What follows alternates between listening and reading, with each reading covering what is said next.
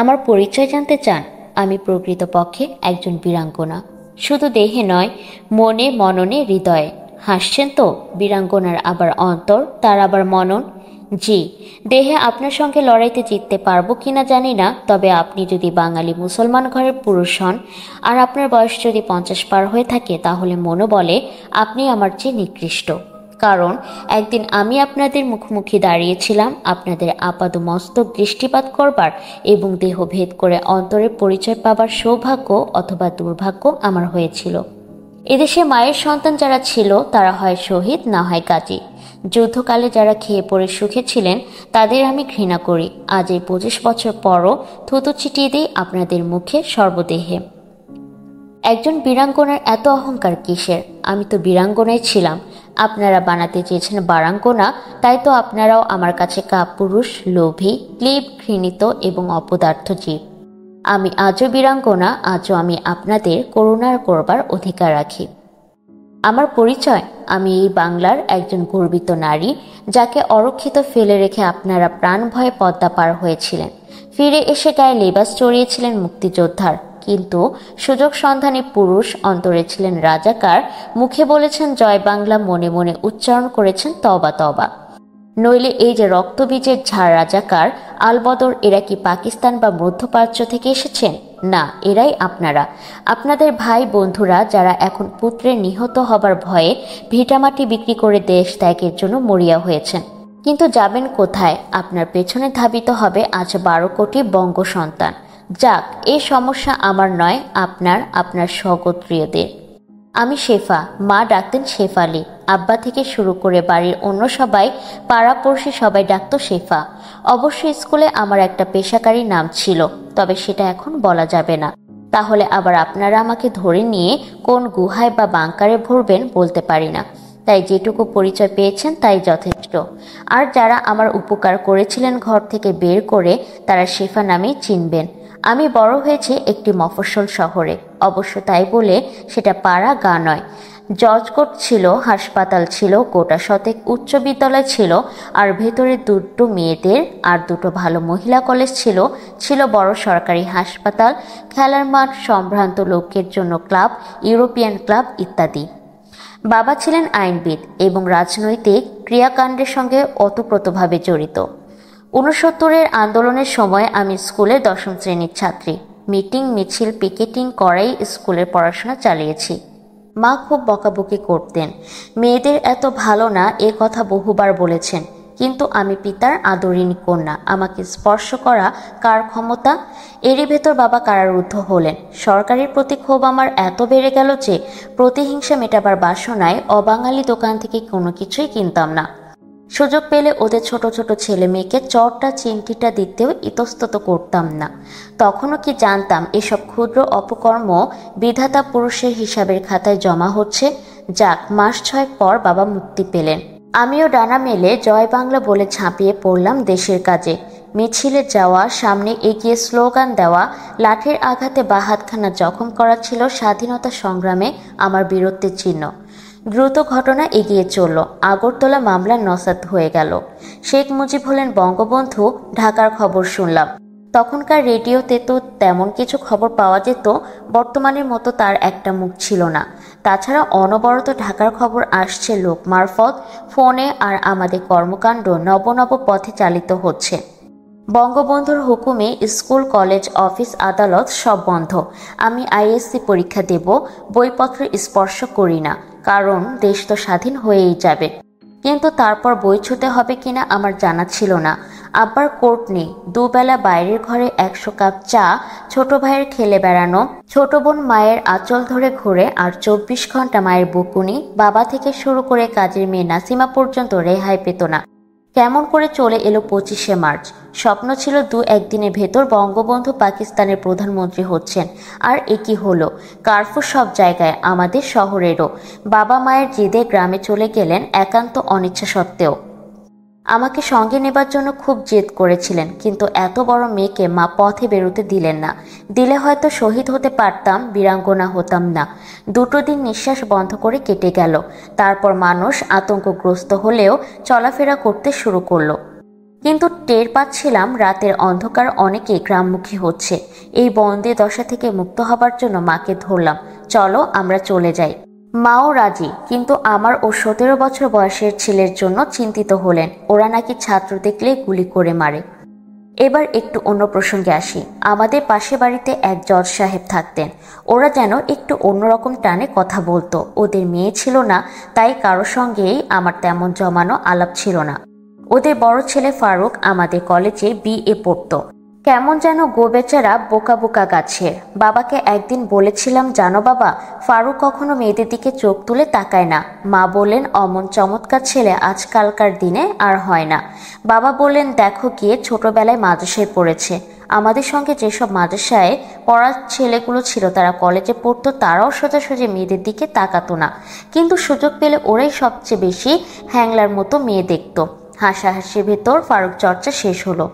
বাবা লোকমুখে অবিলম্বে আমাদের গ্রামে যাবার জন্য খবর পাঠালেন, কারণ বাবা অন্য কোথাও চলে যাচ্ছেন। মা যাত্রার প্রস্তুতি নিলেন। এমন সময় বাবা নিয়ে জেনে ফারুক আমাদের বাড়িতে যাতায়াত আরম্ভ করলো। মা আগে থেকে ওকে পছন্দ করতেন। ও মাকে না যাবার জন্য খুবই উৎসাহিত করত। হঠাৎ একদিন আমার ছোট ভাই অদৃশ্য। 17 থেকে 18 বছরের ছেলে ছোট্ট কাগজে মাকে আর আমাকে লিখে গেল, যুদ্ধে যাচ্ছি, তাড়াতাড়ি দেশে চলে যাও। মা কান্নায় ভেঙে পড়লেন, বললেন, ফারুককে খবর দে। এতদিন পরিস্থিতি আমাকেও কিছুটা দুর্বল করে ফেলেছে। তবুও মাকে বললাম, শান্তুর যুদ্ধে যাবার কথাটা ওকে বলো না। আমার দিকে মা তাকিয়ে রইলেন। বললাম, ওকে জানি না ভালো করে, এসব খবর গোপন রাখাই ভালো, আমাদের ক্ষতি হতে পারে। পরদিন আব্বার খোঁজে পুলিশ এলো। অসভ্যের মতো মাকে ধমকাধমকি করলো। ঠিক করলাম মা, আমি আর সোনালি আজ রাতেই দেশে যাব, কিন্তু হলো না। ঠিক সন্ধ্যায় ফারুক বলল, খালাম্মা চলে যাচ্ছেন, চলুন আমি আপনাদের পৌঁছে দিয়ে আসি। কেন জানি না অমঙ্গল আশঙ্কায় আমার বুকটা কেঁপে উঠল, কিন্তু মা যেন আকাশে চাঁদ হাতে পেলেন। দুখানা বেবি ট্যাক্সি ডাকা হলো। আমি মার সঙ্গে উঠতে যাচ্ছিলাম, ফারুক আমাকে তারটায় উঠতে ইঙ্গিত করলো। মা আর সোনালি সামনেটায় উঠলেন। কিছু দূর যাবার পর আমাদের ট্যাক্সি সোজা স্টেশনের পথে না গিয়ে বাঁ দিয়ে সেনানিবাসে পথ ধরল। আমি বললাম, ও কি, এই পথ কেন? ফারুক ঘনিষ্ঠ হয়ে বসে বলল, ওদিকে ছেলেরা ব্যারিকেড দিয়েছে। বললাম, তাহলে মা আর ওরাও তো ঘুরে আসতে পারত। আমি অস্বস্তি বোধ করলাম, চিৎকার করে বললাম, এই বেবি থামো। না, সে তার গতি বাড়িয়ে দিল। আমি লাফ দেবার চেষ্টা করলাম, কিন্তু ওই শয়তানের সঙ্গে গায়ের শক্তিতে না পেরে ওর হাতে আমার সব কটা দাঁত বসিয়ে দিলাম।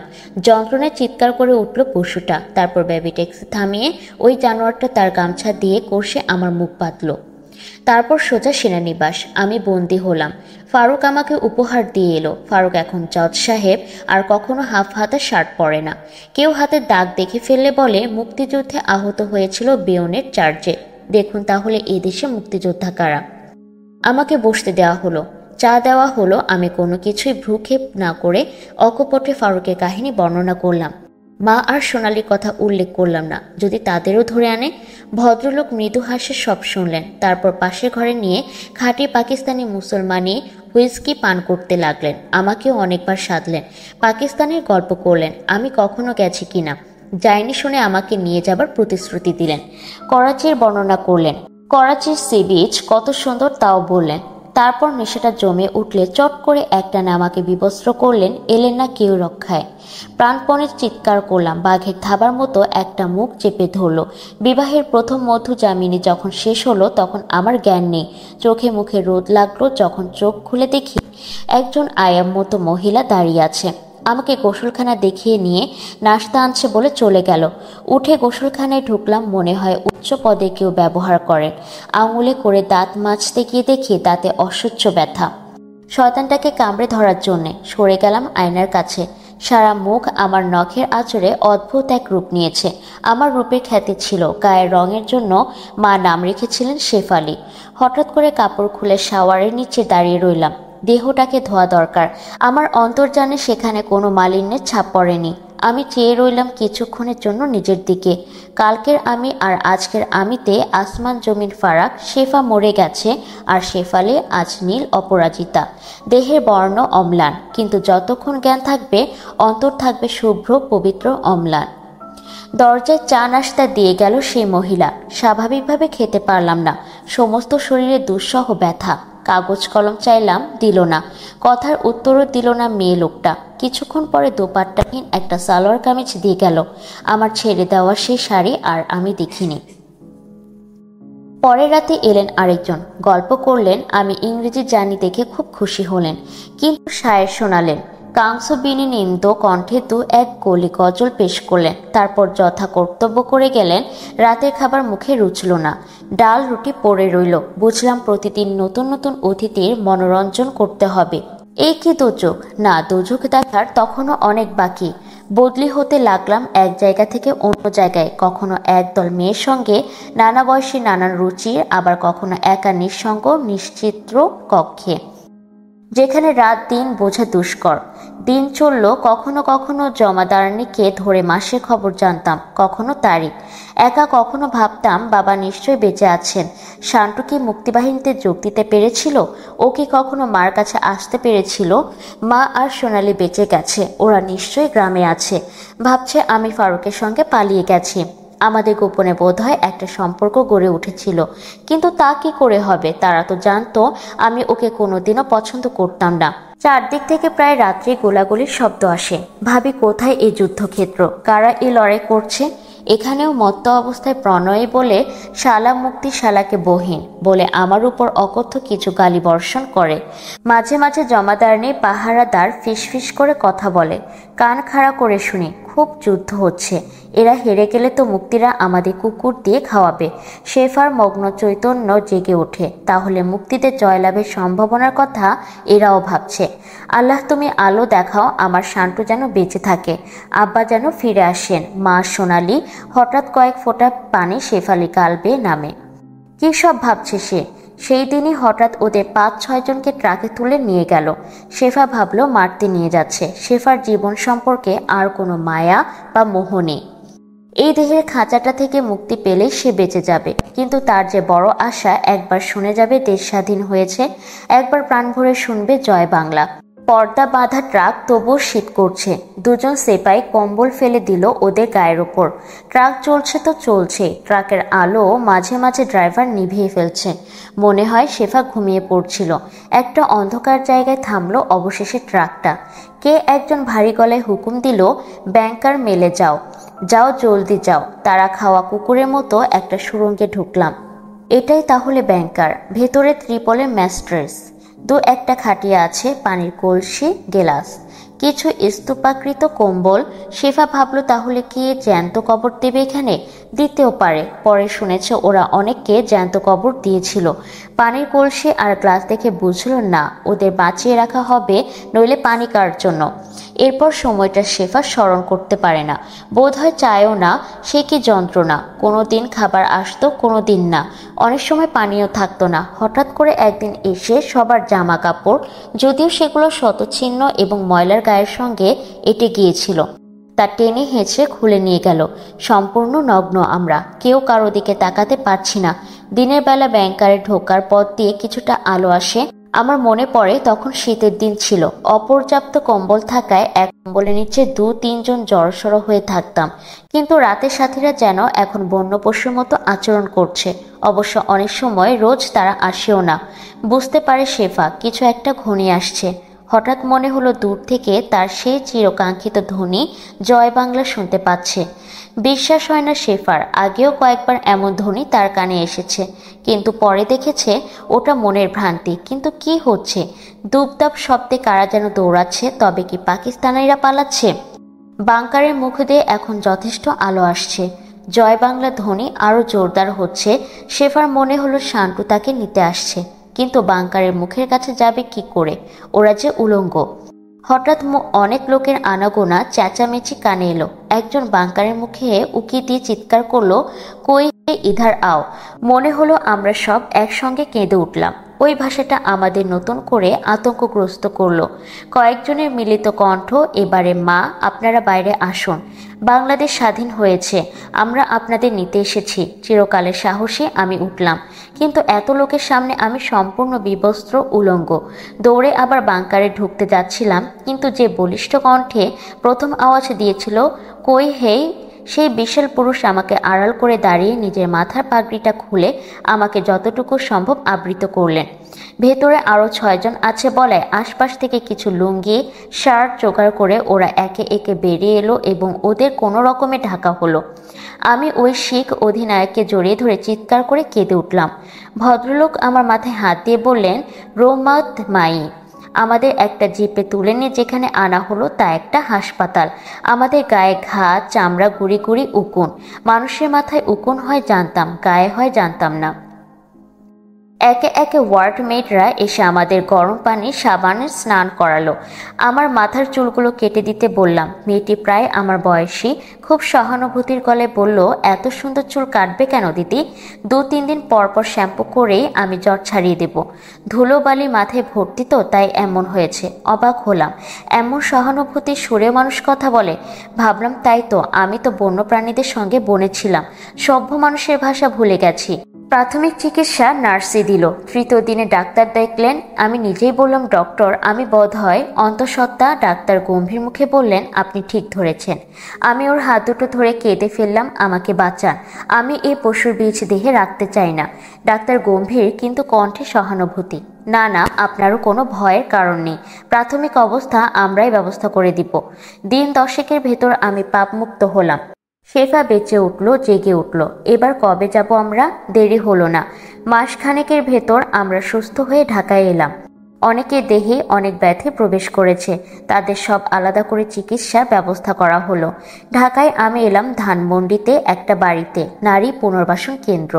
আমার মতো হতভাগিনীদের প্রাথমিক অবস্থায় এখানেই আনা হতো।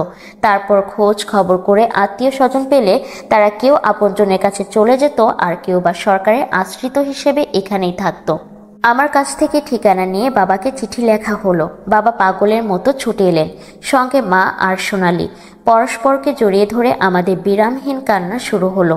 শান্টু ভালো আছে, তবে এখনো স্থির হয়ে ঘরে থাকে না।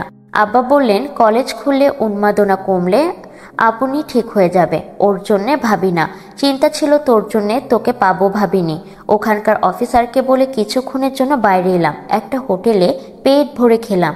বাবা বললেন, চলো মা, আজ রাতে ট্রেনেই ফিরে যাই। আমি তো এক পায়ে খাড়া। সংসদ ভবনের কাছে লেকের পাড়ে বসে আমার কাহিনী শোনালাম। ওরা হাপুস নয়নে কাঁদছেন, আর সোনালি আমাকে জড়িয়ে ধরে কাঁপছে। ফিরে এলাম পুনর্বাসন কেন্দ্রে, কিন্তু ডাক্তার বাবাকে ডেকে কি যেন বললেন। বাবা রাজি হলেন। আমার একটা চিকিৎসা চলছে, আরও মাসখানেক লাগবে সম্পূর্ণ সুস্থ হতে। বাবা কি বাড়িতে আমাকে নিয়ে যেয়ে চিকিৎসা করাতে পারবেন না, এখান থেকে সুস্থ হয়ে বাড়ি যাব। আমি জিনিসটা বুঝলাম, বাবাকে বোঝালাম। বাবা, এরা আমার অনেক যত্ন করেন। এই বিদেশি ডাক্তাররা দিন রাত আমাদের কত যত্ন করছেন। 10 মাস গেছে বাবা, আর একটা মাস থাকি, সম্পূর্ণ সুস্থ হয়েই যাব। মা চোখের জল মুছলেও শেষ পর্যন্ত হাসি মুখে ফিরলেন। বাবাকে বললাম, শান্তুর দিকে লক্ষ্য রেখো, ও যেন বাউন্ডুলে না হয়ে যায়। ওরা চোখের বাইরে চলে গেলে শেফা পাথরের মতো দাঁড়িয়ে রইল। মনে হলো সে আর কোনোদিন ওই পরিবারে ফিরে যাবে না, গেলেও সে অস্পৃশ্য হয়ে রইবে। দস্যুরা তার এত বড় বড় ক্ষতি করে গেল। অবশ্য ডাক্তাররা বলেছেন গুরুতর কিছু হয়নি। মাসখানেক নিয়মিত চিকিৎসা করলেই সে তার সম্পূর্ণ সুস্থ জীবন ফিরে পাবে। ভয়ের কোনো কারণ নেই। শেফাদের বাড়ির কাছে একটা টাইপ শিখবার স্কুল ছিল। ম্যাট্রিক পরীক্ষার পর কোনো কাজ হাতে ছিল না, শেফা ভর্তি হয়ে গেল ওখানে। ফলাফল বেরোবার পরও কলেজে ভর্তি হওয়া, ক্লাস শুরু করতে আরও মাস 3 গেল। 6 মাস একটানা সেখানে নিয়মিত টাইপ শিখেছে। পরে সে আব্বাকে সার্ভিস দিত এবং 2-10 টাকা রোজগারও করত। আব্বাকে অনেক আর্জি লিখতে হতো, বাইরে থেকে ভুল ভালো টাইপ করিয়ে আনতো বাবার কেরানি। বাবা রেগে যেতেন, পরে এই কাজটা শেফাই করত। তেমনি এখনও হাতে কোনো কাজ নেই। ওসব সেলাই এমব্রয়ডারি শিখতে ওর ভালো লাগে না। একদিন ও চুপি চুপি চেয়ারম্যান সাহেবের ঘরে ঢুকলো। কতদিন ভেবেছে মোশফিকা আপাকে বলবে, কিন্তু ওকে তার বড় ভয় হয়। উনি কখনো তাদের সঙ্গে গায়ে পড়ে কথা বলেন না। অথচ বাসন্তী আপা পরে জেনেছে উনি শহীদ ডক্টর জ্যোতির্ময় গুহ ঠাকুর তার স্ত্রী। একটা স্কুলের প্রধান শিক্ষিকা নীলিমা আপা প্রায় এসে আমাদের সঙ্গে নানা গল্প করতেন। বাবা মার কথা, নিজেদের এলাকার কথা, ভবিষ্যতে কি করতে চায়, এসব কথা। কিন্তু দুজনেই ভুলেও কখনো কোনোদিন আমাদের দুঃখ আর আমাদের নির্যাতনের জীবনটার কথা তুলতেন না। তবুও আমি নীলিমা আপার কাছে অনেক কথা বলেছিলাম। এমনকি ফারুক ও তার বাবার পরিচয় দিয়েছিলাম, কিন্তু উনি চেষ্টা করেও কিছু করতে পারেননি। ফারুকরা নাকি একজন ক্ষমতাশালী মন্ত্রীর আত্মীয়, তবুও সান্ত্বনা দিতেন, মন খারাপ করো না, আজ না হোক কাল ওর বিধান হবে, আল্লাহ এত নিষ্ঠুর নন। চেয়ারম্যান সাহেবকে সালাম দিয়ে দাঁড়াতেই উনি খুব মিষ্টিভাবে বললেন, কি চাও? আমাকে কিছু বলবে? মাথা নেড়ে বললাম হ্যাঁ। বললেন বলো। বললাম স্যার, আমি মোটামুটি টাইপ জানি, আপনার এখানে কাজ করতে চাই, আমার বসে থাকতে ভালো লাগে না। উনি আমার নাম জিজ্ঞেস করলেন, কতদূর পড়াশোনা করেছি ইত্যাদি বলে মুশফিকা আপাকে ডেকে পাঠালেন। মুশফিকা আপা খুশি হয়ে বললেন, স্যার কাজ দিয়ে দেখি কেমন করে, তারপর বেতন। আমি কথা শেষ করতে দিলাম না, বললাম না, আমি বেতন চাই না। দুজনেই হাসলেন। চেয়ারম্যান সাহেব শুনেছি হাইকোর্টের একজন জজ, পরে অবশ্য নাম জেনেছি, বিচারপতি কাজী সোভান। পরদিন সকাল 8টা থেকে আমার কাজ শুরু হয়ে গেল। কাজ দেখে দুজনেই খুশি। মাঝে মাঝে বাসন্তী আপা আমার মেশিনটায় বসতেন, ওর স্পিড খুব ভালো ছিল। আমাকে এটা ওটা নির্দেশ দিতেন। আমার সময়টা খুব ভালো যাচ্ছিল, মনে হতো আমি কলেজেই আছি। অতীত যেন একটা সাময়িক দুঃস্বপ্ন। হঠাৎ একদিন ডাক্তার বললেন আমি সম্পূর্ণ সুস্থ, আমি বাড়ি ফিরে যেতে পারি। অফিস থেকে বাবাকে চিঠি লিখেছিলাম, তৃতীয় দিনেই বাবা এসে হাজির। কর্তৃপক্ষের সঙ্গে ডাক্তারের সঙ্গে কথা বলে আমাকে নিয়ে এলেন একটা বেবি ট্যাক্সিতে। প্রথম ধাক্কা খেলাম ওখানে। বেবি ট্যাক্সিওয়ালা বছর 30-এর এক যুবক আব্বাকে জিজ্ঞেস করলো, স্যার আপনার মাইয়া? অন্যমনস্কভাবে সংক্ষিপ্ত জবাবে বললেন হুঁ। তারপরে এলো একেবারে বিকট বোমা, ও বীরঙ্গনা বুঝি। আহা, হালারা একেবারে জানোয়ার, কি যে কইরা গেছে। ও বলে চলল। আমি আর আব্বা পাথরের মূর্তির মতো বসে রইলাম। সম্ভবত বেবিওয়ালা ও পাড়ার পরিচিত, এবং ও বাড়িতে কারা থাকে জানে। সোজা কমলাপুর স্টেশনে, তারপর ট্রেনে। এতক্ষণ আব্বা কোনো কথা বলেননি। ট্রেন ছাড়লে যেন তার মোহগ্রস্ত ভাবটা কাটলো। বললেন, আহা, খেয়ালই ছিল না, তোর নিশ্চয় খুব খিদে লেগেছে, দেখি পরের স্টেশনে তোকে কিছু কিনে দিব। আমি না না বলে মাথা ঝাঁকাতেই কেঁদে ফেললাম। আব্বা আমার মাথাটা বুকের ভেতর নিয়ে মাথায় হাত বোলাতে বোলাতে বিড়বিড় করে কি যেন বললেন। মনে হলো ক্রমাগত বলেছেন ওটা একটা দুঃস্বপ্ন, কিছু হয়নি, সব ঠিক হয়ে যাবে। বিকেল নাগাদ আমরা বাড়ি পৌঁছালাম। সোনালি দৌড়ে এসে আমাকে জড়িয়ে ধরল। ভাইয়া এগিয়ে এসে আমার হাতটা খুব শক্ত করে ধরল। বলল, আপা কিছু ভাবিস না, আমি এখন বড় হয়ে গেছি, কখনো চিন্তা করিস না। হেসে বললাম, তোর হাতটা কিন্তু খুব শক্ত হয়ে গেছে। ও শিশুর মতো জোরে হেসে উঠল। আরে এ কি জেসে হাত, স্টেনগান ধরা হাত, মুক্তিযোদ্ধার হাত। হঠাৎ গম্ভীর হয়ে বলল, অবশ্য আমার গৌরব করবার মতো কিছুই নেই, নিজের বোনকেই হায়নাদের হাত থেকে বাঁচাতে পারিনি। আমি হাত দিয়ে ওর মুখ চেপে ধরলাম। দেখলাম পুরনো কাজের লোক দুজন নেই, সম্ভবত আমার কারণে ওদের বিদায় করে দেওয়া হয়েছে। আমি জামা কাপড় ছাড়তে গিয়ে দেখি এই 10 মাসে সোনালি অনেক বড় হয়ে গেছে। সুন্দর করে যেমন আমি করতাম ঘর গুছিয়ে রেখেছে, এমনকি আমি এসেই পরবো ভেবে ওর পছন্দ করা শাড়ি ব্লাউজও বের করে রেখেছে। ও অবশ্য এখনো শাড়ি পরে না, তবে সালোয়ার কামিজ দেখলাম না, পরে আছে স্কার্ট ব্লাউজ। ওর ছোট মনের প্রতিরোধের বহিঃপ্রকাশ সম্ভবত এই বেশ পরিবর্তন। খাবার গুছিয়ে মা তাকালেন। কতদিন পর আবার ওরা একসঙ্গে খেতে বসেছে। মা এটা ওটা শেফার পাতে তুলে দিচ্ছেন। শেফা হেসে বলল, আমি কি মেহমান নাকি, এমন করে আমাকে তুলে দিচ্ছ কেন? মা হঠাৎ মুখে আঁচল তুলে দিয়ে শোবার ঘরে ঢুকলেন। সবার হাত থেমে গেল। আব্বা হেসে বললেন, সব ঠিক হয়ে যাবে, 2-4 দিন একটু কষ্ট তো সবারই হবে। একটা বড় অসুখ থেকে উঠলেও তো পরিবারে একটা বিপর্যয় আসে না? এবার সোনালি ফোড়ন কাটে, চিৎকার করে বলে, আম্মা আমরা টেবিল ছেড়ে চলে যাচ্ছি, তোমার সব খাবার পড়ে রইল। সোনালি বেশ পাকা হয়ে উঠেছে, ওর ধমকে কাজ হলো। মা মুখ মুছে নিজের জায়গায় বসলেন। হাসি গল্পে খাওয়া শেষ হলো। মনে হলো যেন ঈদের সকাল। রাতে শুয়ে শুয়ে দুজনে কত গল্প। শেফাকে না দেখে মা নাকি বিশেষ চিন্তিত হননি। সোনালিকে বলেছিল, দেখিস আমরা বাড়ি পৌঁছাবার পর ওরা এসে হাজির হবে। চারদিকের গোলমাল দেখে ফারুক ভয় পেয়েছে। ও সম্ভবত কাজী অফিসে গেছে, শেফাকে বিয়ে করেই ফিরবে। ওর বাবা যে মেজাজি, জানতে পারলে ছেলেকে আস্ত রাখবে না। কিন্তু রাত গেল, দিন এলো, দিনের পর দিন গেল। মা অত্যন্ত উদ্বিগ্ন হলেন। আব্বা চলে যাবার জন্য খবর পাঠালেন, কিন্তু তোমাকে ফেলে আমরা যাব কি করে? আব্বাকেই বা মা কি জবাব দেবেন? বাড়ির লোকদের বলেছেন সামনে ওর পরীক্ষা, তাই আব্বার এক বন্ধুর বাড়িতে ওকে রেখে এসেছেন। কিন্তু দুঃসংবাদ চাপা থাকে না। গ্রামে খবর পৌঁছলো শেফাকে পাকিস্তানিরা ধরে নিয়ে গেছে। মা শেষ পর্যন্ত ছোট খালার শ্বশুরবাড়ি গেলেন। ভাইয়ারও কোনো খবর নেই। শেফাকে ওরা নিশ্চয় মেরে ফেলেছে। শুধু আব্বা ভালো আছেন, এইটুকুই আমার সান্ত্বনা ছিল। তবে মা যতটা ভেঙে পড়বেন ভেবেছিলাম, মা কিন্তু পরিস্থিতির মুখোমুখি হলেন বেশ শক্তভাবে। কখনো কাঁদতেন না, আর আমার নাম ভুলেও উচ্চারণ করতেন না। কথা বলাই কমিয়ে দিয়েছিলেন। সকালে অনেকক্ষণ কোরআন তেলাওয়াত করতেন, নফল নামাজও বেড়ে গেল। মনে হতো আম্মা সব আশা ছেড়ে দিয়ে আল্লাহকে দুহাত বাড়িয়ে আঁকড়ে ধরেছেন। এমনইভাবে দীর্ঘ 9 মাস কেটে গেল। যুদ্ধ শেষ হলো। আব্বা ফিরে এলেন খুশি মনে। দেশ স্বাধীন হয়েছে। ভাইয়ার সঙ্গে ওখানেই দেখা হয়েছিল। ছেলে মুক্তিযোদ্ধা, এটাও তার একটা বড় গর্ব। ফিরে এসে আম্মাকে দেখে আব্বা আঘাত পেলেন। এ কি শেফার আম্মা, কি হয়েছে তোমার? অসুখ বিসুখ করেছিল নাকি? তারপর মা চোখের জলে আব্বাকে সব বললেন। কিছুক্ষণ কঠিন শিলার মতো স্তব্ধ হয়ে রইলেন। তারপর গা ঝাড়া দিয়ে উঠে বললেন, চলো আজই বাড়ি ফিরে যাব। আমরা শহরের বাড়িতে ফিরে এসে দেখি বাড়ির জানালা দরজা ছাড়া আর কিছুই নেই। ফার্নিচার, বইপত্র, এমনকি ইলেকট্রিকের তারগুলো পর্যন্ত খুলে নিয়ে গেছে দস্যুরা। না, পাকিস্তানিরা এসব করেনি, করেছে পাড়ার লোকেরা। কেউ কেউ ভালো মানুষ হয়ে এটা ওটা, যেমন টেলিফোনটা ফেরত দিয়ে গেলেন। আব্বাকে বললেন, লুটপাট দেখে আমি এটাকে যত্ন করে রেখে দিয়েছিলাম। ভাইয়া তখন এসে পৌঁছায়নি। কিন্তু আব্বার শরীর যেন হাতির বল এলো। লোকদের ডেকে 2 থেকে 3 দিনের ভেতর মোটামুটি বাড়ির বাসযোগ্য হলো। আব্বা আম্মাকে বললেন, এবার তোমরা নিরাপদে থাকো, আমি শেফার খোঁজে ঢাকায় যাব। কিন্তু ভাইয়া না ফেরা পর্যন্ত আম্মা আব্বাকে আটকে রাখলেন। তার মুখে একটাই কথা, যা হবার তা তো হয়েছে। মেয়ে যদি বেঁচে থাকে ফিরে পাবো, কিন্তু তোমাকে হারাতে পারবো না। দিন 15 পর ফিরে এলো ভাইয়া, যেন একটা বেবুন। মুখ ভর্তি দাড়ি, গোঁফ, মাথায় বড় চুল। কিছুতেই সে এগুলো ফেলছে না। বাবা নিজে স্যালুনে গিয়ে ওকে পরিষ্কার পরিচ্ছন্ন করে আনলেন। বললেন, দুঃখের দিন পার হয়ে গেছে, এবার মানুষের মতো বাঁচার সংগ্রাম করো। বইপত্র তো সব গেছে, যা পারো জোগাড় করে পড়াশোনায় মন দাও। শেফার জন্য কেউ মন খারাপ করো না, ও আমার মেয়ে, ওকে আমরা খুঁজে পাবই। আমাদের উপর আল্লাহর রহম আছে। এমন সময় নারী পুনর্বাসন কেন্দ্র থেকে আমার খবর সহ চিঠি এলো।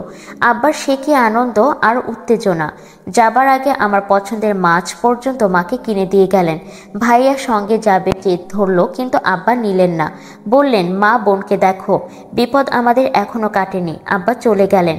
কিন্তু যখন একা ফিরে এলেন, আব্বা বিশ্বাস করবি না, রাত্রিতে মহরমের মাতম। বাবার মুখ থেকে কিছুই শুনবার জন্য আমরা অপেক্ষা করলাম না। ধরে নিলাম তুই মরে। হেসে বললাম, সোনা, আমি তো সত্যি অর্থেই মরে গেছি। ও লাফ দিয়ে উঠে আমার মুখ চেপে ধরলো, তারপর আমার বুকে মাথা রেখে সে কি আর্তনাদ! মনে হলো এই 10 মাসের দুঃখ, কষ্ট, যন্ত্রণায় সব উজাড় করে ঢেলে দিল। সকালে চোখে মুখে রোদ লাগায় উঠে বসলাম। সোনালি তখনও ঘুমোচ্ছে। চোখের কোণে তখনও 1 ফোঁটা পানি জমে আছে। আস্তে আস্তে আমরা স্বাভাবিক হতে শুরু করলাম। একদিন ভাইয়াকে বললাম কলেজে যাব। ও বারণ করলো, বলল, আপু আরো কটা দিন যাক, তোকে কেউ যদি অপমান করে আমি তো খুনাখুনি করে ফেলবো। অপমান করবে কেন? কি করেছি আমি? আমার কণ্ঠে বিস্ময়। ভাইয়া উত্তর দিল, কিছু করলে তো তোকে দোষ দেওয়া যেত। আমরা তোদের রক্ষা করতে পারিনি, সেই লজ্জা আর দুর্বলতাকে চাপা দেবার জন্য তোদের উপর অত্যাচার করতে পারি। তাই তুই বুঝিস না আপু, মুক্তিযুদ্ধ এত রক্ত নিয়েছে, কিন্তু আমাদের নোংরা স্বভাবটা ধুয়ে মুছে দিতে পারেনি। যত সব রাজাকারের বাচ্চা। তবুও সাহস করে গেলাম কলেজে। ছেলে মেয়ে অনেকেই দৌড়ে এলো। কোথায় ছিলাম, কেমন ছিলাম, এখানে সবাই বলছে তোকে পাক আর্মি ধরে নিয়ে গেছে। যাক বাবা, বেঁচে গেছিস। আর্মি ধরলে কি হতো বলতো? সব শুনে স্তম্ভিত হয়ে গেলাম। না, সত্যি কথা এদের সামনে বলা যাবে না, কিন্তু আমি এই মিথ্যার বোঝা কেমন করে বয়ে বেড়াবো? এই মুখোশ কি সারা জীবন মুখে এঁটে থাকবো? ভাবলাম, আমাদের ঘরের পরিবর্তন না হলেও আমাদের 4 দেওয়ালের বাইরে জগৎটা অনেক উল্টে পাল্টে গেছে। না, শেফা আর বাইরে যেতে চায় না। দেখা যাক ওরা কতদিন এসব নিয়ে নোংরামি করতে পারে। এর ভিতর একটা উত্তেজনাকর পরিস্থিতি এলো। ছোট চাচার শালীর বিয়ে। বিয়েতে সব আত্মীয়ই নিমন্ত্রিত হয়েছে, কিন্তু আমরা হইনি। চাচার কানে কথাটা গেছে। চাচা এসে আম্মাকে জিজ্ঞেস করে গেলেন। তারপর কিছু না বলে চাচিকে তার বাপের বাড়ি থেকে নিয়ে গেছেন। চাচা শ্বশুর এসে আব্বার কাছে ক্ষমা চেয়েছিলেন। মেয়ের বিয়ে নানাজনে নানা কানা ঘোষা করেছিল বলে উনি আমাদের দাওয়াত দিতে সাহস পাননি। এজন্য চাচা নাকি ওকে যথেষ্ট অপমান করেছে। বাবা বললেন, শেফা ওর ভাইয়ের মেয়ে, তার সম্পর্কে কুৎসা করলে তো ওর লাগবেই, কিন্তু আমার কাছে আগে আসেননি কেন? তাহলে তো অপমান মেয়ের বিয়েতে যেতে পারত। চাচা আরও রাগ ছিল। চাচা ইন্ডিয়া চলে গিয়েছিল। চাচি তার বাবার কাছে থাকতে চেয়েছিল, তার বাবা আশ্রয় দেননি। চাচি শেষ পর্যন্ত মায়ের সঙ্গে খালার বাড়িতে ছিলেন। চাচা অসম্ভব গোয়ার, শ্বশুর বাড়ির সঙ্গে আপাতত সম্পর্ক ছিন্ন করলেন। আমি দুশ্চিন্তাগ্রস্ত হলাম। বুঝলাম এমনই করে একটার পর একটা ঝড় ঝাপটা আসবে। আমার জন্য আব্বা যন্ত্রণা কাতর হবেন। তার চেয়ে আমি যদি ঢাকা গিয়ে একটা কাজ দেখে নিই, তাহলে বিয়ে পরীক্ষাটাও দেওয়া হয়ে যাবে।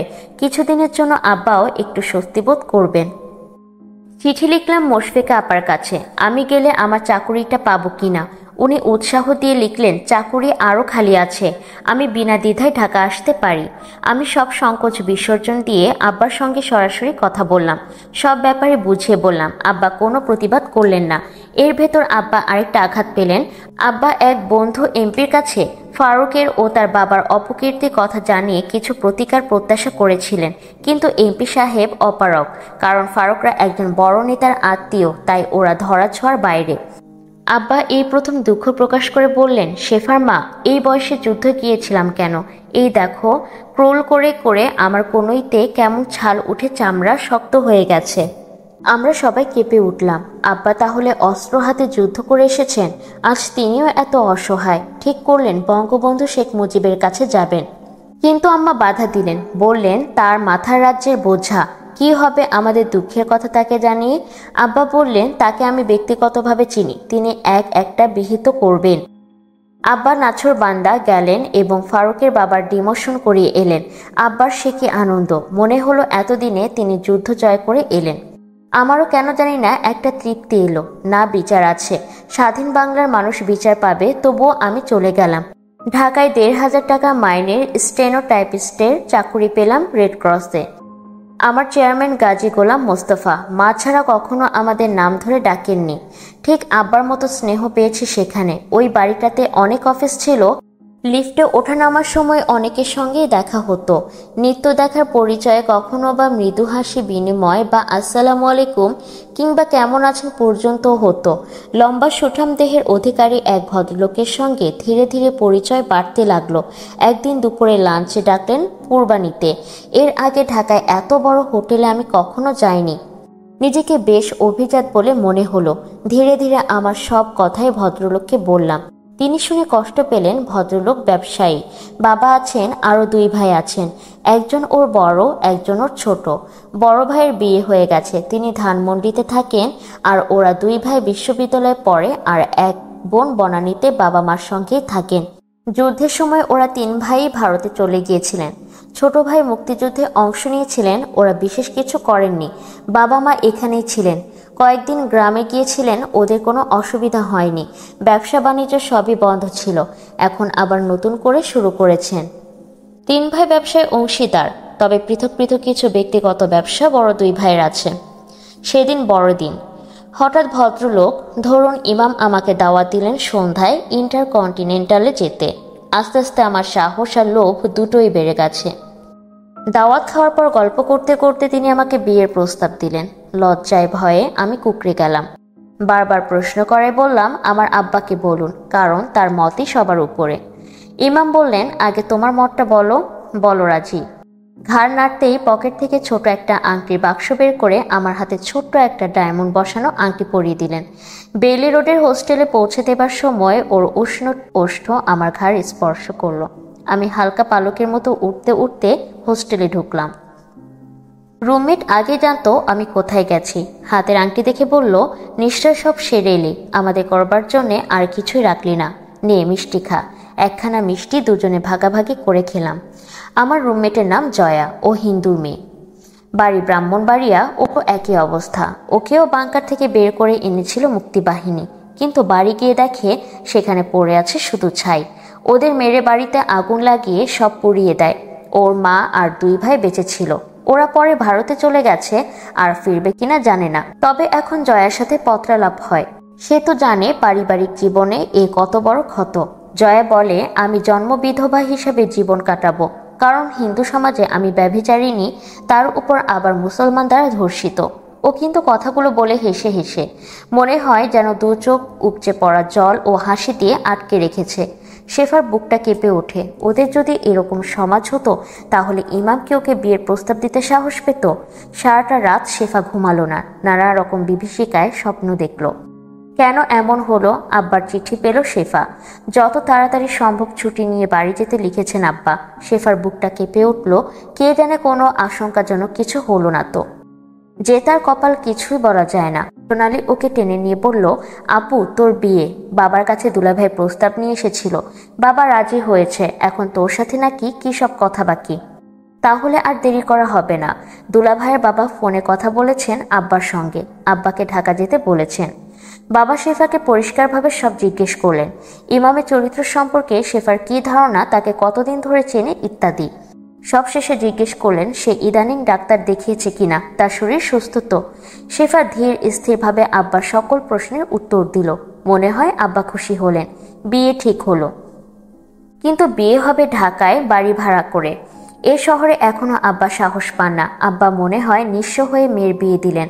তার রাজনৈতিক দলের অনেক গণ্যমান্য বন্ধুরা এলেন, ইমামের আব্বা আম্মা আত্মীয় স্বজন সবাই এলেন। শিফা যা কখনো কল্পনাও করেনি সেই সৌভাগ্যের ছায়াও সে পেল। ইমাম তাকে স্নেহ, প্রেম, ভালোবাসা সবার উপরে সম্মান দিয়ে রেখেছে। ধর্ষিত শেফার সেটাই সবচেয়ে বড় আনন্দ। ছোট দেওয়ার আমানও খুব বেশি খুশি। ভাবি ভাবি করে তাকে বিব্রত করে রাখে। বড় ভাসুর গম্ভীর মানুষ, যাও কথা কম বলেন, কিন্তু কারো আচরণে তার কাছে কোনো অবহেলা বা ঘৃণা ছায়া দেখলেন না। শ্বশুর তো মা মা বলে পাগল। এ সুখ কি সে কখনো কল্পনা করেছে? ননদ তো সর্বক্ষণ সঙ্গেই থাকে। ইমাম দ্রুত ব্যবসায় উন্নতি করতে লাগলো। অবশ্য পেছনে তার আব্বার সাহায্য আছে। ও গুলশানে খুব সুবিধায় একটা জমি পেল, তাই চট করে বাড়িও শুরু করলো। ইমামের আজকাল আসতে বেশ রাত হয়ে যায়। শেফা অনুযোগ করে তারও শরীর ভালো না। ইমাম অবশ্য ঠান্ডা মেজাজেই শেফাকে বোঝায় তার কাজ কত বেড়েছে। শেফা এক পুত্র সন্তানের মা হলো। বাড়িতে সে কি আনন্দ উৎসব। বড় ভাসুরের 2 মেয়ে, তাই এ উৎসব আরো জাঁকজমকপূর্ণ। খুব তাড়াতাড়ি আকিকার ব্যবস্থা হলো। 300-400 লোক দাওয়াত করলেন শ্বশুর, নাম রাখলেন আরমান। শেফা কিন্তু মনে মনে ওকে আরেক নামে ডাকে, আর সোচ্চারে বলে যোগী। কেউ জানে না এ নামের পরিচয়, শুধু শেফা এ নামটা তার হৃদয়ে রক্ত দিয়ে লিখে রেখেছে। 7 দশমকুল অরণ্যে শেফা সেদিন একজন দেবদূত প্রত্যক্ষ করেছিল, তার নাম যোগিন্দর সিং, যে তার পবিত্র শিরস্ত্রাণ খুলে শেফার অপবিত্র দেহটাকে সযত্নে ঢেকে দিয়েছিল আর কয়েকবার মাতৃ সম্বোধন করেছিল। তাই তো শেফা মনে মনে যোগিন্দকে তার প্রথম সন্তান ভাবে। 4-5 বছর হয়ে গেল, কিন্তু তার মুখখানা শেফার স্মৃতিতে অম্লান। তাই তো আরমানকে যোগী ডেকে তাকে চুমুতে ভরে দেয়। মনে মনে বলে, আল্লাহ যেন তেমনই সারা জীবন মায়ের সম্মানের হেফাজত করে। শরতের নীল আকাশে সাদা পেজা তুলোর মতো হালকা ছন্দে ভেসে চলে শেফা। জীবনের এত সুখ আছে তা কি কখনো সে ভাবতে পেরেছিল? আব্বা আম্মা প্রায়ই আসেন। ইমাম সোনালির একটা বিয়ে ঠিক করেছে, ওর পরিচিত এক ব্যবসায়ীর ছেলে। ছেলেটা লেখাপড়ায় খুব ভালো। নিউক্লিয়ার ফিজিক্স এ গবেষণার জন্য কমনওয়েলথ স্কলারশিপ পেয়েছে। সোনালীকেও নিয়ে যাবে, তাই আগামী মাসেই বিয়েটা হবে। তবে এবার আব্বা মেয়ে বিয়ে দেবেন তার নিজের জায়গায়। সামনে থাকবে বড় জামাই, সবাই দেখবে তার সৌভাগ্য। যারা একদিন টিটকারি দিয়েছিল আজ তারা সালাম দেবে। রথের চাকা তো এমনি করেই একবার শূন্যে ওঠে, একবার মাটি ছুঁয়ে। সত্যি যাবার আগে বাবা জীবনে একটা পূর্ণতার স্বাদ পেয়ে গেলেন। ছেলেটা ইঞ্জিনিয়ারিং পড়ে, ও বেরিয়ে এলে তার আর কোনো দায় দায়িত্ব থাকবে না। বিয়ে হয়ে গেল। যতটা আনন্দ সবাই প্রত্যাশা করেছিল, সত্যিকার আনন্দ তাকে ছাড়িয়ে গেল। ইমামের বাবা মা ও ভাইয়েরা গিয়েছিল। আব্বা সবার জন্য হোটেল বুক করে রেখেছিলেন, তাই কারো কোনো কষ্ট হয়নি। তবে শেফা তার যোগীকে নিয়ে নিজে সেই পুরনো শেফার ঘরেই রইল। একসময় মেয়ে জামাই চলে গেল, ওরাও সবাই চলে এলো। সেই মেলা শেষের ভাঙাবাসি আর কলা পাতার মতো রইলেন শুধু আব্বা আর আম্মা। তারা যেন জীবনে পূর্ণতার স্বাদ পেয়েছেন। হঠাৎ কি হলো? বিনা মেঘে বজ্রপাত। বঙ্গবন্ধু সপরিবারে নিহত হলেন। ইমামের পরিবার ও রাজনৈতিক দলের সঙ্গে যুক্ত। বঙ্গবন্ধুকে তারা মহামানব মনে করে। ওর বাবা একেবারে ভেঙে পড়লেন। শেফার ভয় হলো আরও কিছু হবে নাকি। ইমাম একদিন অফিস থেকে ফোন করলো, পুলিশ তাকে নিয়ে যাচ্ছে। পাগলের মতো শ্বশুর বেরোলেন। সন্ধ্যা নাগাদ ছেলেকে জামিন বের করে আনলেন। অভিযোগ রাজনৈতিক নয়, ব্যবসায় অসাধুতা। এর চেয়ে বেশি শেফা জানে না, জানতে চায়ও না। সে যেন কুকড়ে ছোট হয়ে গেল।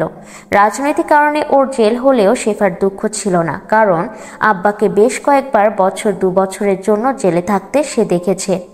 সেটা সম্মানের, কিন্তু এটা। ইমাম বোঝালো আওয়ামী লীগের সঙ্গে ঘনিষ্ঠতা থাকবার জন্যই এই নাজেহাল হওয়া। তার আব্বা আছেন, শেফার আব্বাও কম যান না। নিজের বাবার নাম এক্ষেত্রে উচ্চারিত হওয়াটা শেফা ঠিক সহজভাবে গ্রহণ করতে পারল না। তবে ইমামের মানসিক অবস্থার কথা ভেবে সে চুপ করেই রইল। কয়েকদিন ইমাম ঘর থেকেই বেরোলো না। শেষ পর্যন্ত শ্বশুর ছেলেকে সঙ্গে করে অফিসে নিয়ে গেলেন। বড় ভাই কেমন আলগা হয়ে দূরে সরে গেলেন। শ্বশুর দুঃখ পেলেও কিছু বলতে পারলেন না, কারণ বছরখানেক আগে ভাইয়ের ব্যবসার রীতিনীতি সম্পর্কে বাবার কাছে কিছু অনুযোগ করেছিলেন, কিন্তু শ্বশুর তা কানে তোলেননি। আজ শেফার মনে হলো ভাসুর অপেক্ষাকৃত সৎ, তা না হলে তিনিও তো এই একই পিতার সন্তান। রাজনৈতিক কারণ হলে দুজনকেই ধরা ধরত। দুর্বল মুহূর্তে শেফার মনে একটা ছোট্ট পিঁপড়ার কামড়ের মতো সন্দেহের কাঁটা বিঁধল। সত্যি তো, রাতারাতি ব্যবসায় এমনকি জোয়ার এলো যে অত বড় অলিশান বাড়ি ইমাম করে ফেলল। না, শেফা আর ভাবতে পারে না। যোগীকে নিয়ে তার দিন আর অর্ধেক রাত কেটে যায়। ইমাম আরও দেরি করে ফিরতে শুরু করলো। বলে পার্টিকে এন্টারটেইন করতে হয়, বাচ্চা নিয়ে কষ্ট হবে বলে আগের মতো বাড়িতে আর পার্টি দেয় না, হোটেলেই সারে। কিন্তু মাস 6 কাটবার পর সে আবার বাড়িতে পার্টি দিতে শুরু করলো। শেফা সেজেগুজে গিয়ে দাঁড়াতে হয়, রিসিভ করতে হয়, খাওয়া দাওয়া তদ্বির করতে হয়। যদিও তার মনটা পড়ে থাকে যোগীর বেবি কোটের কাছে, সেখানে আজ তার জায়গা আয়া দাঁড়িয়ে আছে। কিন্তু এটুকু না করলে ইমামের মনটা ছোট হয়ে যায়। তাছাড়া আজকাল ওর কিছু কিছু ব্যবহার শেফার ভালো লাগে না, কিন্তু এ নিয়ে আপত্তি করতে তার মন চায় না। এক এক সময় নিজেই মনে ভাবে তার অনেক ত্রুটি ইমাম নিঃসন্দেহে গ্রহণ করেছে। কিছু পেয়েও আজকাল নিজেকে মাঝে মাঝে বড় শূন্য মনে হয়। কেন এমন হয় জানে না। সে কি অতিলোভী? এত কিছু পেয়েও তার তো তৃষ্ণা মিটল না। কে জানে কোথায় কি গরমিল যেন হয়ে গেছে। হয়তোবা বঙ্গবন্ধুর মৃত্যু তার ও তার প্রীতি পরিবারে একটা প্রচণ্ড আঘাত দিয়েছে। ইমামের অর্থের ক্ষতি হয়েছে, কিন্তু হৃদয়ে কোনো সৃষ্টি হয়নি। তাই খুব তাড়াতাড়ি ওরা সামলে উঠে আবার খাওয়া দাওয়া গান বাজনায় মেতে উঠেছে। আমানের গান বাজনার শখ। মাঝে মাঝে বাড়িতে জলসা বসায়, তখন শেফার খুব ভালো লাগে। তবে ইদানিং দুই ভাইয়েরই খাদ্যের থেকে পানীয়ের দিকে ঝোঁক বেড়েছে। বাড়িতে বেশ একটি বড় সড়ো বার কর্নার করে ফেলেছে। প্রথম প্রথম 2-1বার শেফা আপত্তি করেছে। ইমাম বলে তুমি তো উকিলের মেয়ে, ব্যবসায়ীদের এসব প্রয়োজন হয় পার্টির কাছ থেকে কাজ পাবার জন্য। ইদানিং বেশ কিছু আর্মি অফিসার আসে তাদের বাড়িতে, ওরাও নাকি ব্যবসা করে। চাকরি থেকে মিলিটারি অফিসাররা কেমন করে ব্যবসা করে শেফা ভেবে পায় না। নিশ্চয়ই অসৎভাবে অর্থ উপার্জন করে, ইমামদের সুবিধা করে দেয়, নিজেরা কমিশন পায়। শেফার ভয় করে তার যোগী পবিত্র থাকবে তো সেও কি পৈতৃক ব্যবসায় নেমে এমন শৃঙ্খল হয়ে যাবে, কাঞ্চন মূল্যে পৃথিবীকে বিচার করবে। ইমাম মাঝে মাঝে শেফাকে অনুযোগ করে। সে এমন ঠান্ডা হয়ে গেল কেমন করে, মনে হয় তার কিছুই ভালো লাগে না। শেফা বলেছিল তুমি ঠিক ধরেছ, আমার কেমন যেন ভয় ভয় করে, ভালো লাগে না। ইমাম হঠাৎ কেন জানি না রেগে গেল। সাধারণত সে শান্ত স্বভাবের। বলল তুমি সবসময় আমার আর্মির পার্টনারদেরকে নিয়ে নানা কথা বলো, এ তোমার কেমন স্বভাব? কোন দিন পাক আর্মি তোমার সঙ্গে কি ব্যবহার করেছিল তুমি সবসময় ওটাই মনে করবে। এরা বাঙালি, এদেশের ছেলে, বোঝো না কেন? শেফা উত্তর দেয় না। শুধু বলতে ইচ্ছে করে যে ধর্মের যে জাতের হোক না কেন, খাকি কাপড় গায়ে তুললেই মানুষের মনুষ্যত্ব বোধ কমে যায়। কারণ এদের ভেতর সবাই কিন্তু ভালো মানুষ নয়। সে একজন যুবতী মহিলা, পুরুষের দৃষ্টির ভাষা সে পড়তে পারে। ওর ননদ আজকাল এলে সকালের দিকে আসে, বলে তোমাদের বাড়ির সন্ধ্যার আড্ডা আর আমার ভালো লাগে না ভাবি। দিন করে শেফার কোলে একটা মেয়ে এসেছে। শেফা নাম রেখেছে কুন্দ। অবশ্য আকিকায় একটা লম্বা চওড়া নাম রেখেছেন শ্বশুর। যোগের এখন 6 বছর, ব্যাগ কাঁধে ঝুলি স্কুলে যায়। শেফা চোখ মেলে তাকিয়ে থাকে আর মনে মনে বলে যোগী তোর নামের মর্যাদাটা রাখিস বাবা, আমার জন্মের ঋণ যেন শোধ হয়। ছোট ভাই ইঞ্জিনিয়ারিং পাশ করে একটা ফার্মে যোগ দিয়েছে, বিদেশে যাবার চেষ্টায় আছে। সোনালীর স্বামী দায়িত্ব নিয়েছে, হয়েও যাবে সময়ের অপেক্ষা। ও মাঝে মাঝে আসে, যোগীকে নিয়ে খুনসুটি করে, কুন্দকে নাচায়, গল্প গল্প করে খাওয়া দাওয়া করে চলে যায়। বাবা মার নিঃসঙ্গতার জন্য দুজনেই দুঃখ করে, কিন্তু কী বা করতে পারে তারা। সেদিন কথা প্রসঙ্গে খুব সংকোচের সঙ্গে বলল, আপা, দুলাভাইকে তুই কিছু বলিস না? এত বেশি ড্রিঙ্ক করে যে লোক, নানা কথা বলে। তার চেয়েও বেশি স্ক্যান্ডাল আর্মির সঙ্গে, এত দহরম মহরম কেন? এই আর্মি আমাদের জীবনটা শেষ করতে বসেছিল। শেফা গম্ভীর হয়ে বলল, সিন্টু, যার যাতে ভালো লাগে তাই ভালো। সে যদি আর্মি নিয়ে নেচে সুখ পায় তো পাক। তবে এ নিয়ে আমি একদিন মৃদু আপত্তি করেছিলাম, বেশ ক্ষুণ্ণ হলো। আমিও হাল ছেড়ে দিয়েছি। আমার কেন জানি না কিছু ভালো লাগে না। মনে হয় কিছু একটা অঘটন ঘটবে। অঘটনের বাকি আছে কি? 19 থেকে 20টা কু হয়ে গেছে। কোন দিন সব শেষ হয়ে যাবে, তখন হয়তো একটা চরম অরাজকতা আসবে। দুলাভাই কি এসব বোঝে না? বুঝবে না কেন? অর্থের মোহ অন্ধ হয়ে গেছে। তার টাকা চাই, আরও টাকা। বলে শেফা মেয়ের বিয়ে দিতে হবে, ছেলে মানুষ করতে হবে, সোজা হয়ে হাঁটতে শিখলে আমেরিকা পাঠাতে হবে। বলিস কি তুই? তার এত খরচ? ভাইয়ের মাথায় হাত রেখে হেসে ফেলে শেফা। কালচারাল বৈষম্য বড় সাংঘাতিক জিনিস ভাই, এর সঙ্গে আপোষ করা কঠিন, সত্যিই কঠিন। ইমাম সেদিন ফিরল প্রায় 12:30টায়। সেন্টুর কথাগুলো এমনিতেই শেফাকে কিছুটা বিচলিত করেছে। মনে হলো ছোট ভাই যেন কিছুটা অসম্মান করে গেল। রাতে মনে হলো ইমাম টলছে। শেফা বলল, বাড়িতে আব্বা আম্মা আছেন, আর একটু সংযত হলে ভালো হয় না? নেশাগ্রস্তর মনে হয় জ্ঞান থাকে না, পরিবেশ থেকে অনেক নিচে নেমে যায়। শেফার মুখের কাছে এসে ইমাম বলল, সংযম দেখাচ্ছ? হ্যাঁ, এই শিক্ষা তোমারই দেওয়া মানায়। সহস্র পুরুষকে দেহদান করে আমার চরিত্র সংশোধন করতে চাইছ? বাহ, বেশ, বলে একটা হাততালি দিল। শেফা ভয়ে দুঃখের যন্ত্রণায় পাশের ঘরে ঢুকলো। বেশ কিছুদিন হলো সে ছেলে মেয়ের সঙ্গে শোয়, তবে ইমাম এলে ওকে সেবা যত্ন করে খাইয়ে দাইয়ে ও শুতে চলে যায়। আজকাল এর অতিরিক্ত কোনো চাহিদা ইমামের নেই। শেফা অবাক হলেও স্বস্তি বোধ করে। ভালোবাসাহীন দৈহিক মিলনে তার বড় ঘৃণা, তাই ইমামের অবহেলা বা ঔদাসীন্যতাকে বাঁচিয়ে দেয়। কুন্দকে বুকে নিয়ে সে তার আনন্দের ভালোবাসার পৃথিবীকে আকর্ষণ করে। কি কথা আজ তাকে বলল ইমাম? জবরদস্তি অত্যাচারকে কি দেহদান করা বলে? এই দীর্ঘ 7 থেকে 8 বছরে ইমাম কোনোদিন অতীতের ওই সর্বনাশা দিনগুলোর কথা মুহূর্তের জন্য উচ্চারণ করেন। ওর মনটা ছিল মায়া মমতায় ভরা, বাপের মতোই প্রগতিশীল, উদার। কিন্তু সে এমন নিচে নেমে গেল কি করে? পরদিন সকালে ইমামের চা নিয়ে সে গেল না তার বিছানায়। ডাকাডাকি করে ঘুমও ভাঙালো না। যোগীকে স্কুলে পাঠিয়ে কুন্দকে শাশুড়ির ঘরে আয়ার কাছে রেখে একটু বড় ভাসুরের কাছে গেল। ওরা দুজনেই একটু ব্যক্তিত্ব সম্পন্ন, গম্ভীর কিন্তু স্নেহপ্রবণ। কোনো বুদ্ধি পরামর্শের প্রয়োজন হলে সে বড় ভাইয়ের কাছে যায়। তারাও তাকে সাদরে গ্রহণ করে। তাছাড়া এই যাতায়াতটাও শ্বশুর শাশুড়ি খুব পছন্দ করেন, কারণ ইমাম আর আমান দুজনেই একে অন্যের থেকে বেশ বিচ্ছিন্ন হয়ে গেছে। কারণ তিনি এইসব ফটকা বাজারি ব্যবসা পছন্দ করেন না। ওরা ধানমন্ডিতে থাকে। শ্বশুরের কাছ থেকে গাড়ি চেয়ে নিয়ে এলো। তিনি আজ সকালের দিকে বেরোলেন না। এই বৃদ্ধ ও বৃদ্ধা তার মুখের দিকে চেয়ে কিছু যেন পড়তে চেষ্টা করলেন। গোলমাল কিছু একটা হয়েছে। বাবার থেকে মা তো বেশি বোঝেন, তাই দুঃখী মেয়েটার কষ্ট তাকে বিপর্যস্ত করে। শ্বশুর অত চিন্তিত নন, কারণ এ বয়সে সবাই একটু উচ্ছৃঙ্খল হয়। তবে আস্তে আস্তে সব ঠিক হয়ে যায়। তিনিও বন্ধু বান্ধবের পাল্লায় পড়ে কম বদমাইশি করেননি। আবার সময় মতো নিজেকে গুটিয়ে নিয়েছেন, নইলে আজ পথই সম্বল হতো। তবে জিনিসটা অত সহজ নয়, এ কথা তিনি বোঝেন, কারণ তিনি আর যাই করুন অসৎ ব্যবসায়ী ছিলেন না। কালো টাকাকে তিনি বারবার ঘৃণা করেছেন। ভাওতাবাজির ধার কখনো ধারেননি। সত্যি তো, বৌমা তো ঠিকই বলে। বাড়িতে এত সামরিক অফিসারের আড্ডা কিসের? আজ এদের জন্যই তো কপালে তাদের এত দুঃখ। কি জানি শেষ বয়সে কপালে কি আছে। নেহায়েত প্রয়োজন ছাড়া ইমাম ও শেফার কথাবার্তা বিশেষ হয় না। অফিসে যাবার আগে শেফা আসে, জামা কাপড় গুছিয়ে দিয়ে যায়। প্রয়োজনীয় কথা থাকলে দুজনেই সেরে নেয়। ইমামকে কেমন যেন অপরাধী মনে হয় শেফার। ওর দিকে চোখ তুলে তাকায়ও না পর্যন্ত। বাড়িতে খাওয়া একরকম ছেড়েই দিয়েছে।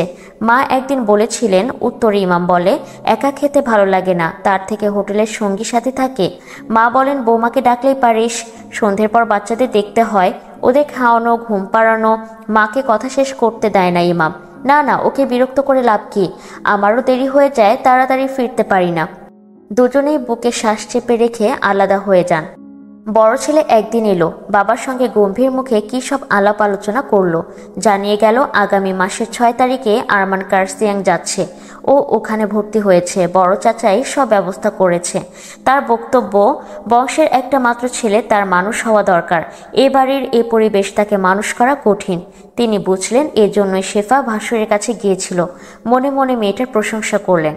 মাসখানেক পর একদিন ইমাম অফিসে বেরোচ্ছে, এমন সময় আরমান বলল, আব্বা আমি কাল চলে যাচ্ছি। কোথায়? বিস্ময়ে তাকিয়ে রইল ইমাম। কেন, তুমি জানো না আমি কার্সিয়াং যাচ্ছি পড়তে? বোবা হয়ে যায় ইমাম। সে আজ পরিবার থেকে কত দূরে চলে গেছে। ছেলে চলে যাচ্ছে পড়তে দেশে বাইরে, আর সে খবর সে জানেই না। ছেলের মাথায় হাত বুলি দিয়ে চোখের জল চেপে রেখে অনেক দিন পর বাবার ঘরে এলো। আব্বা যেন হঠাৎ করে বুড়ো হয়ে গেছেন।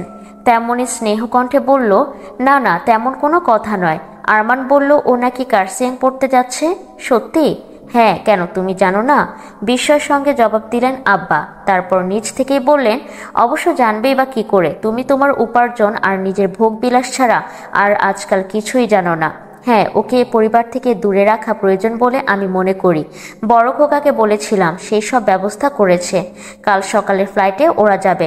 পারলে এয়ারপোর্টে যেয়েও শিশুর মনে পিতা সম্পর্কে শ্রদ্ধা থাকা উচিত। ইমাম অস্ফুটে বলল, থাকবো। শেফা কিছু বলেনি। প্রশ্ন করল ইমাম, বোমা ওকে তুই আজও চিনলি না? এটাই আমার দুঃখ।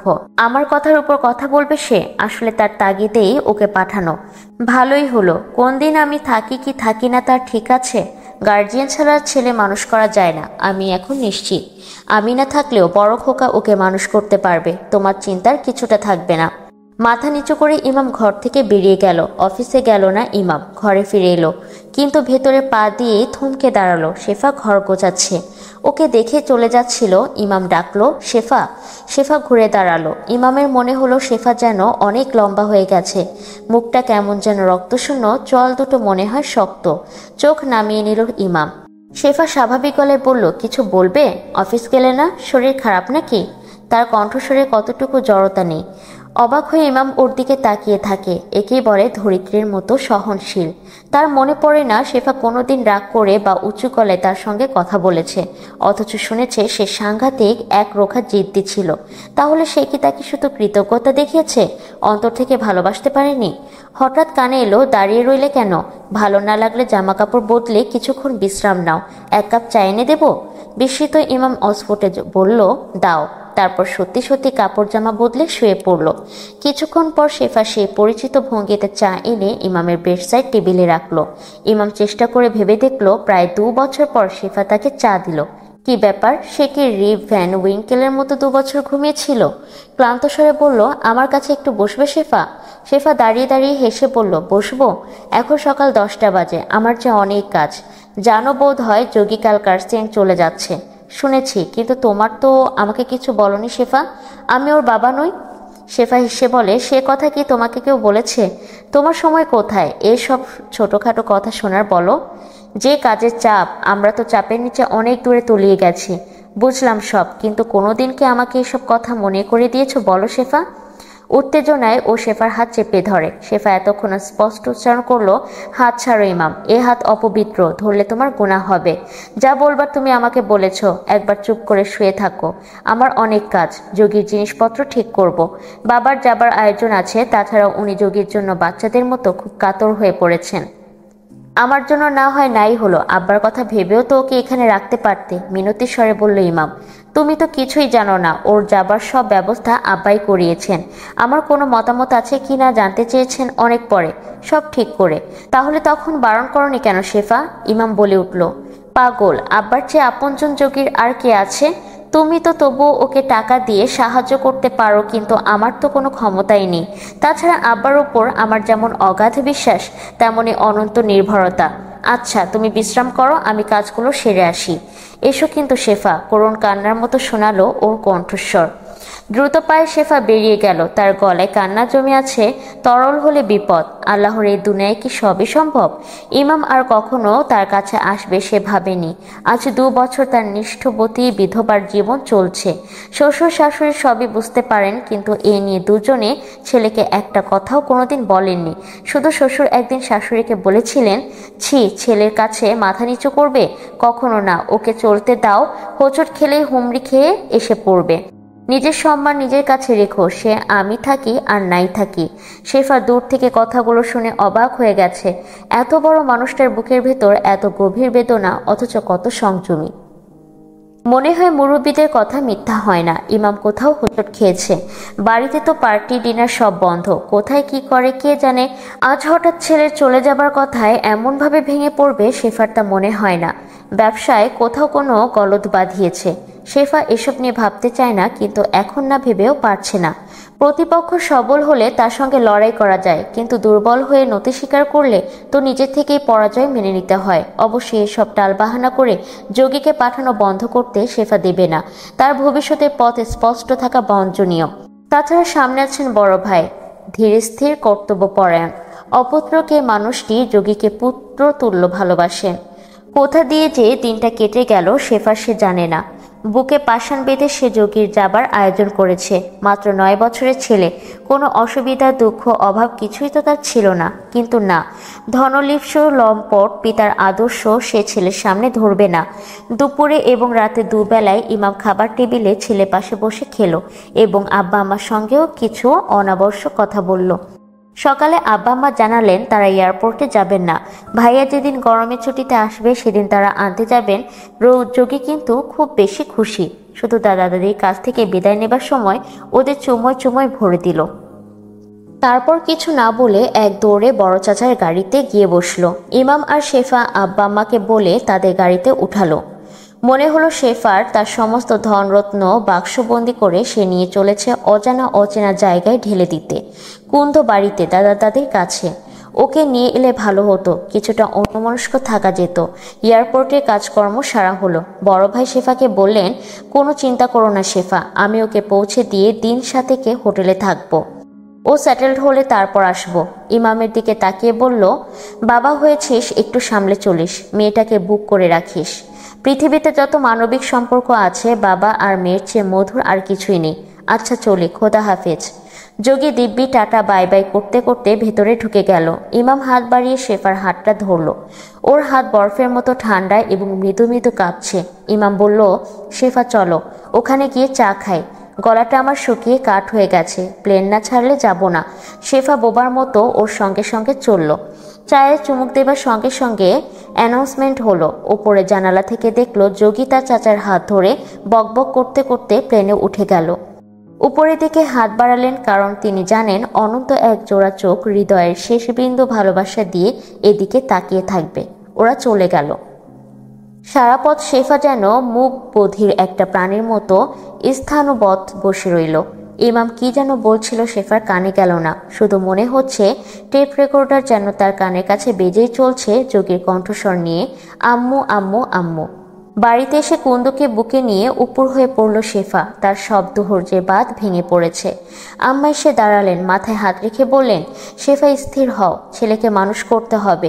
ছেলে মানুষ করতে পারা যেমন গৌরবের, অমানুষ হলে তেমনই লজ্জা ও কলঙ্কের।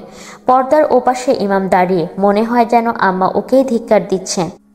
আম্মা বসলেন শেফার পাশে, বললেন, শেফা ভেবে দেখো আমান যেদিন আমেরিকা গেল আমার কেমন লেগেছিল।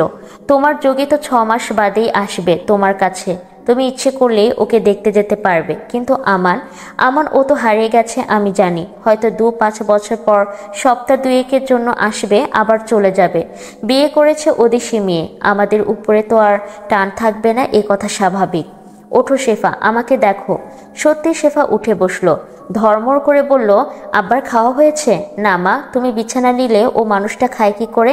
শেফা কুন্দকে শাশুড়ির কাছে দিয়ে এরকম দৌড়েই চলে গেল। একটি ক্ষুদ্র প্রাণীর অনুপস্থিতিতে বাড়িঘর কেমন যেন নিস্তব্ধ শান্ত হয়ে গেছে। অবশ্য কুন্দ এখন সারা বাড়ি ঘুরঘুর করে বেড়ায়, দাদা দাদিকে ডাকে। মাসখানেকের ভেতর প্রেসিডেন্ট জিয়াউর রহমান নিহত হলেন। এবার ইমাম একেবারেই ঘরে বন্দী হলো।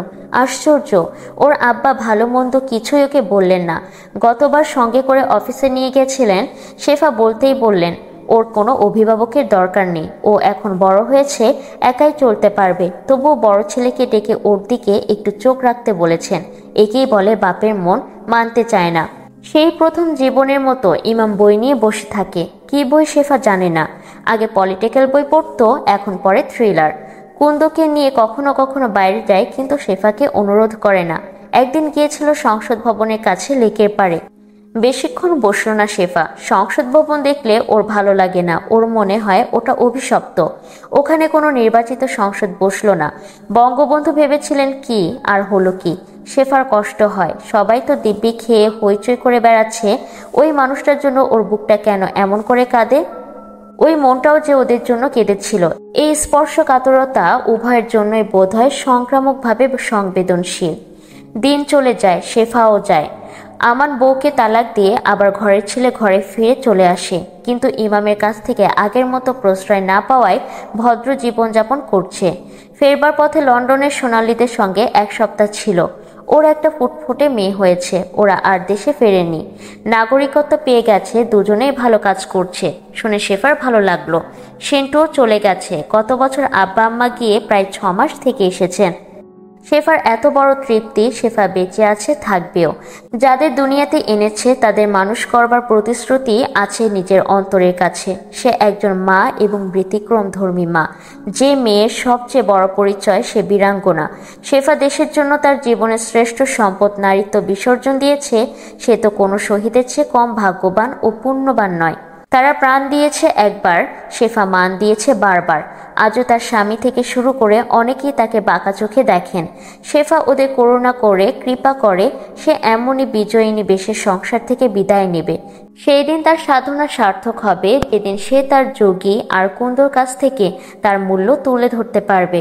এই তার একমাত্র ও শেষ প্রার্থনা আল্লাহর কাছে।